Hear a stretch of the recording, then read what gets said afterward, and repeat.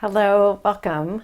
I'm Michelle Swan-Young, and I'm talking today about why it's so crucial for us as parents to cultivate this sense of calm, or to be able to come back to a place of calm or connection to our own selves.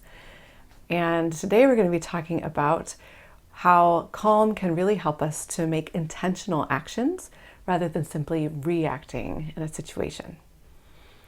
So I want to talk a little bit about the stress response first, so that we can understand a little bit about how the calm response, which is kind of on a toggle switch in our bodies and our minds from the stress response, how that can really help us. So when our bodies activate a stress response, it's in response to a threat, something that we perceive as threatening to us.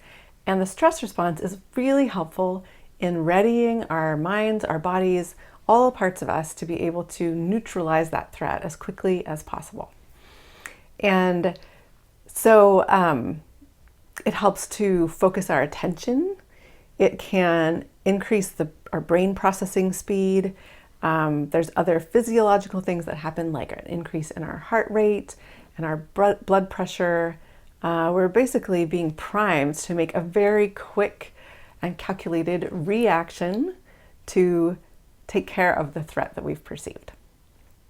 It's a very defensive place to be. Right? We've noticed something that is offensive to us, and we need to defend against that.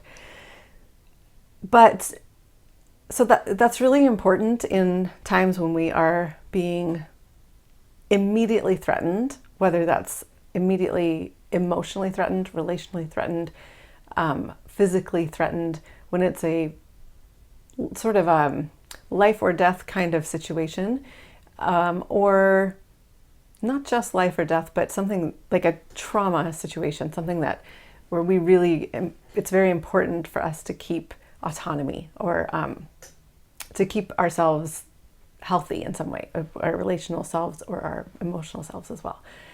And it's not as helpful when it's a smaller threat that maybe requires a little more nuance, or might require some vulnerability for us to work through. So I don't want to demonize the stress response, because I think it's incredibly helpful to us in many situations, not just a physical one, not just for a physical threat. But it also maybe can impede some of our relational health if we fully give into that in situations where it might not be as helpful. So to have meaningful and healthy and deep relationships, we have to be able to make ourselves vulnerable to the other person. And making ourselves vulnerable is pretty much the opposite of what a stress response is intended to do. A stress response is intended to defend ourselves, but being vulnerable and opening up is the opposite of that. And it can feel unsafe. It can feel, well, vulnerable, like open, and where you're able to get hurt. But if we aren't able to allow ourselves that vulnerability in a relationship, it won't be able to be very meaningful or deep, or oftentimes healthy, especially if it's a close relationship that we have. So the stress response, in helping us to defend, it doesn't help us to take our time to reflect. It does not help us to broaden our outlook. Remember, we said that it helps to focus our attention and our brain in a certain way, but it doesn't really help us to broaden it in that moment. And it certainly doesn't help us to become more open to acknowledging or seeing where we might have been mistaken, or when we might have done something wrong. It doesn't help us to accept responsibility for those wrongs, and it doesn't help us to be able to apologize or repair in our relationship. So these are all crucial things for having healthy relationships, where if we're in a really strong stress response, we're just not going to be able to access those aspects of healthy relationships. So I want to be clear that this calming, this learning how to calm ourselves as parents and come back to this connection is not meant to get rid of difficult emotions. It's not going to fix hard circumstances or any of that.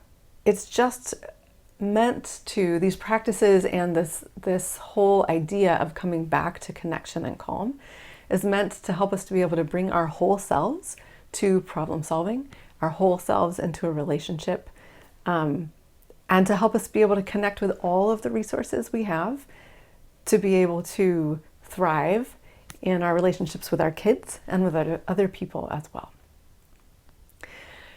So I hope you can see how coming back to that calm place can actually help you to be able to reflect and choose an intentional action in a circumstance that will help to support your relationships and support the things that you really value and care about, rather than simply reacting to something that has sort of pricked your stress response or your anger or some kind of a difficult emotion, and that fight, flight, or freeze response in your body. When you're reacting immediately out of that, then you aren't pausing to choose an intentional, supportive action. And that's not really very supportive for your relationships. So coming back to calm helps us to be able to nurture our relationships, especially with our kids as parents. I hope that these thoughts have helped you some in understanding why calm is so important. If you've liked this video, please press like and subscribe to see when I release new videos every Wednesday. I hope that you have a wonderful day and take good care.